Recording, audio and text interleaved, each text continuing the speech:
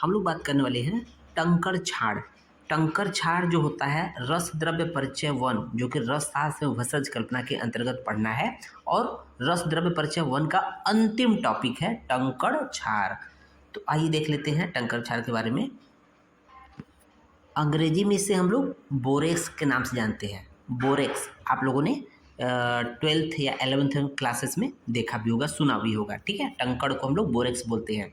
और इसका बहुत ही फेवरेट इसका केमिकल फार्मूला होता है Na2B4O7 इंटू 10H2O। ठीक है ना, Na2B4O7 इंटू 10H2O। ठीक है। और अगर इसको बात करें हम लोग, जब एंटीडोट की बात करते हैं तो वत्सनाभ एक पॉइजन होता है आयुर्वेद में।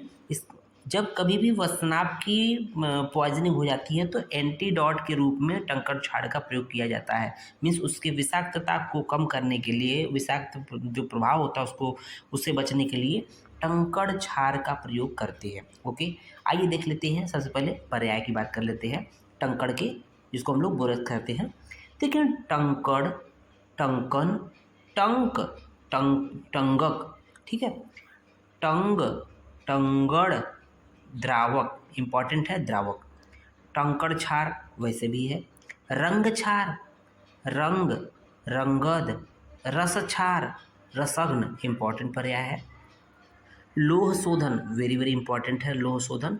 स्वर्ण शोधन इंपॉर्टेंट है। सौभाग्य इंपॉर्टेंट है। श्वेत छार और छारराज, ये कुछ महत्वपूर्ण इंपॉर्टेंट पर्याय हैं जिसको हम लोगों ने हाईलाइट किया है, गोला किया है। ओके, अब बात कर लेते हैं मिनरलोजिकल आइडेंटिफिकेशन की बात कर लेते हैं। तो यहाँ देख रहे होंगे इसका नेचर कैसा होता है। क्रिस्टलाइन लंप, बिल्कुल क्रिस्टल फॉर्म होते हैं लेकिन एक साथ होते हैं, इसलिए बोलते हैं क्रिस्टलाइन लंप। कलर क्या होता है, व्हाइट कलर का होता ही होता है। स्ट्रिक कैसी होती है, व्हाइट होती है। क्लीवेज बिल्कुल पुअर होती है। फ्रैक्चर कंक्वाइडल होता है। लस्चर विट्रियस होता है। टेनेसिटी ब्रिटल होता है। हार्डनेस 2 से 2.5 होता है। और स्पेसिफिक ग्रेविटी 1.65 से 1.7 होती है। अब बात कर लेते हैं इसके प्राप्ति के बारे में। तो यह बोरेक्स का खनिज है। जो टंकड़ हो छार होता है ये बोरेक्स खनिज है। ठीक है, इसे टिंकल के नाम से भी जाना जाता है। इसे टिंकल के नाम से भी जाना जाता है। भारत में कहाँ पाया जाता है? मुख्य रूप से गुजरात, राजस्थान, लेह में। गुजरात के सुरेंद्रनगर में, राजस्थान के जयपुर और नागौर में, और लेह के जम्मू कश्मीर एरिया में पाया जाता है। इसके भेद की बात कर लेते हैं, टाइप के बारे में बात कर लेते हैं। तो देखेंगे रस ग्रंथों में टंकड़ के 2 भेदों का वर्णन किया गया है। एक टंकड़ सामान्य जो होता है, और एक नीलकंठ टंकड़। नीलकंठ टंकड़ जो कि नीलाभ अर्थात नीले वर्ण का होता है और श्रेष्ठ होता है। तो प्रश्न पूछता है टंकड़ का कौन सा भेद श्रेष्ठ होता है, टंकड़ या नीलकंठ टंकड़? तो नीलकंठ टंकड़ जो है नीले की वर्ण की आभा वाला होता है, इसलिए श्रेष्ठ होता है। बाजार में यह सोनारी सुहागा और चौकिया सुहागा के नाम से भी जाना जाता है। जो सोनारी सुहागा होता है औषधि के पर्पज से ज़्यादा बेस्ट यूज होता है। शोधन की बात कर लेते हैं। तो टंकड़ का शोधन अशुद्ध, अगर देखेंगे शोधन की आवश्यकता क्यों होती है, बाय द वे अगर अशुद्ध टंकड़ का सेवन कर लिया जाए तो उसके क्या होगा, वांति भ्रांति। वांति अर्थात बमन होने लगेगा, भ्रांति अर्थात भ्रमित हो जाएंगे, ऐसा बोला गया है। वांति भ्रमित भ्रांति नामक रोग हो जाता है। देखेंगे इसको शोधन जो होता है टंकड़ का 2 स्टेप में करते हैं। तो पहला स्टेप होता है कि टंकड़ का निर्मलीकरण, सिंपल जल से उसको धुलना है। ठीक है, तो इसमें देखेंगे 1 भाग टंकड़ लेंगे और 24 भाग जल में, 1 भाग टंकड़ को 24 भाग जल में घोल लेंगे। इजी है। घोलने से क्या होगा, उसके बाद स्वच्छ वस्त्र से उसको छान लेंगे। मतलब 1 भाग टंकड़ लेंगे और 24 गुना जल लेंगे, उसको घोल लेंगे। घोलने के बाद क्या करेंगे, स्वच्छ वस्त्र से उसको छान लेंगे। छानने के बाद क्या करेंगे, चूल्हे पर, क्योंकि जब छानेंगे तो गीला पाउडर के रूप में रहेगा, चूल्हे पर तीव्र अग्नि से पकाकर पानी को उड़ा देंगे। स्वाभाविक बात है, उसको जब चिपचिपा टाइप का रहेगा, गीला टाइप का रहेगा, जो चूल्हे पे अगर उसको पकाएंगे जब पात्र में, तो क्या होगा, पानी उड़ जाएगा। पानी उड़ जाएगा तो उड़ा देंगे।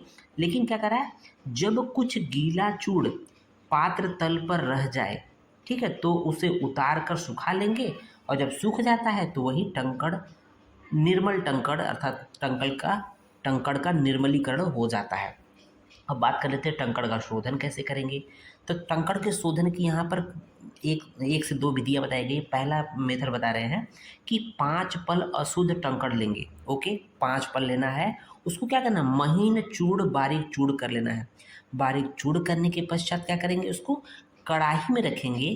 कढ़ाई में रखकर आग पर भूनेंगे और आग पर तब तक भूनेंगे जब तक कि उसका जलीयांश, उसमें जो जलीय पार्ट होता है वो नष्ट न हो जाए। इसका मतलब ये टंकड़ शुद्ध हो गया। सिंपल, बहुत आसान है। उसको बारीक करके कढ़ाई में रखकर उसको भूनेंगे और उसका जलीयांश खत्म हो गया, इसका मतलब टंकड़ का शोधन हो गया। दूसरी विधि देखेंगे टंकड़ का शोधन का।